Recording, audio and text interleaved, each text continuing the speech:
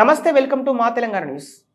హనుమకొండ జిల్లా భీమదేవరపల్లి మండలం వంగర గ్రామంలో శనివారం నాడు పివి నరసింహారావు 19వ వర్ధంతి వేడుకల్లో మంత్రి పాల్గొన్నాడు.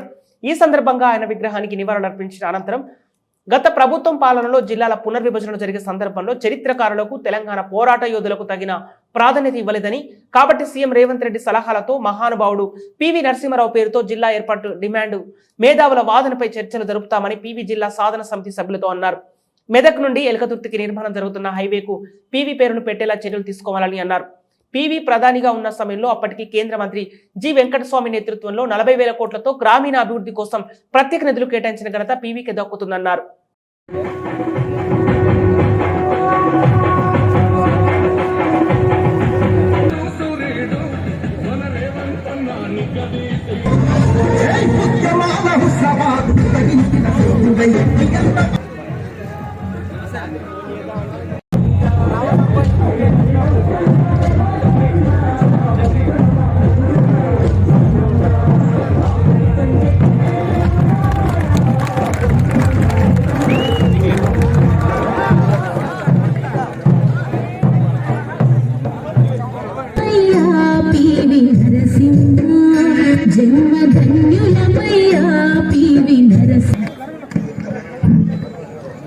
ఈరోజు భారత మాజీ ప్రధాని స్వర్గీయ పివి నరసింహారావు గారి 19వ వర్ధంతిని పురస్కరించుకొని తన స్వగ్రామం అయినటువంటి ఈరోజు వంగర గ్రామ బుద్ధిబిడ్డ భారత ప్రధాని ఆంధ్రప్రదేశ్ ముఖ్యమంత్రి పివి నరసింహారావు గారి వర్ధంతి సందర్భంగా మనందరం కూడా ఈరోజు ఇక్కడ కలిసినాం. ఈరోజు పివి నరసింహారావు గారు అనేటువంటి వ్యక్తి తప్పకుండా ఈ దేశానికి కాదు, అసలు ఆర్థిక రంగానికి సంబంధించి ఆర్థికమైనటువంటి సంస్కరణలు తీసుకొచ్చినటువంటి అంశంలో ప్రపంచానికి ఆదర్శమైనటువంటి వాటి సందర్భంగా మనం చెప్తా ఉన్నాను. పివి నరసింహారావు గారు చూసి ఆర్థిక సంస్కరణలు అనేటువంటి ప్రపంచవ్యాప్తంగా వాళ్ళు ఆచరించేటువంటి ఒక వ్యవస్థ ఏర్పడ్డది.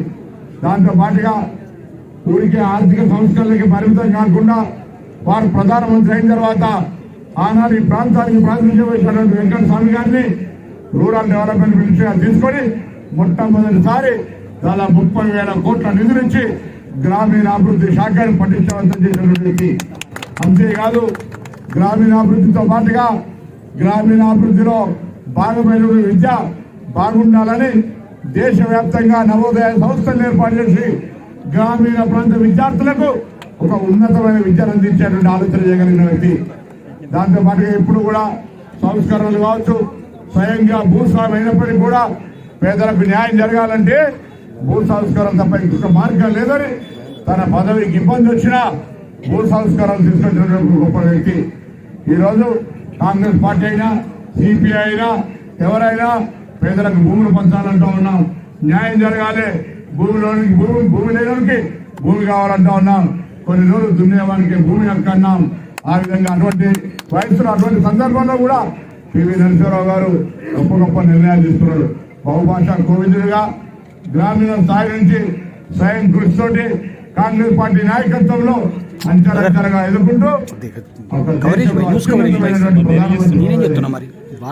మైనార్టీలో ఉంటే కూడా సమర్థవంతంగా దేశ ప్రధానమంత్రి అయినటువంటి ప్రధానమంత్రి పివి నరసింహారావు గారు తప్పకుండా మరి మిత్రుల యొక్క సూచనలు వాటన్నింటినీ ప్రభుత్వం చేస్తాం. కానీ ఇప్పుడు ఇమీడియట్ గా ప్రభుత్వంలో ఏ ఎలకతుర్తి నుంచి చిచ్చిపేట దాకా రోడ్ అయితే ఉందో దానికి ప్రతిపాదన చేస్తా ఉన్నా ముఖ్యమంత్రి గారు ఒప్పిస్తారు. ఆ రోడ్డుకు పివి నరసింహారావు గారు రోడ్ అనేటువంటి నామకరణం చేస్తామనేటువంటి మన సందర్భంగా మనం చేస్తా ఉన్నాం. దాంతో మనం జిల్లాకు సంబంధించిన అంశాలు చెప్తా ఉన్నారు మిత్రులు. దాన్ని కూడా నేరుగా నిర్ణయం తీసుకునేటువంటి కాదు, అది పునర్వ్యవస్థీకరణ జరిగింది. ఇప్పుడు మళ్ళీ నిర్ణయం తీసుకున్నా అదొక అనేకమైనటువంటి రాష్ట్ర వ్యాప్తంగా 33 జిల్లాలు ఆనాడు అనాలోచితంగా చేసిరా, ఆలోచనతో చేసిరా, విచక్షణతో చేసిరా, క్రమబద్ధంతో చేసిరా చర్చ లేదు. కానీ ఆనాడు పివి నరసింహారావు గారి పేరు మరవడం అనేటువంటిది ఈ ప్రాంత ప్రజలకు నిరాశ కలిగించినటువంటి అంశమే. తప్పకుండా అటువంటి అంశాన్ని పెద్దలతోటి మంత్రివర్గంలో లేదా గౌరవ ముఖ్యమంత్రి గారితో మాట్లాడి ఏ విధంగా వారి గౌరవించుకోవాలనేటువంటి మాటను ఈ పివి నరసింహారావు గారు పుట్టినటువంటి వంగర గ్రామానికి ప్రాతినిధ్యం వహిస్తున్న శాసనసభ్యుడిగా, మంత్రిగా వారి గౌరవాన్ని ఎంత పెంచాలో ఎంత విధంగా ముందుకు తీసుకోవాలో అందులో ముందుంటారనేటువంటి మాట సందర్భంగా మనవిస్తూ మరొక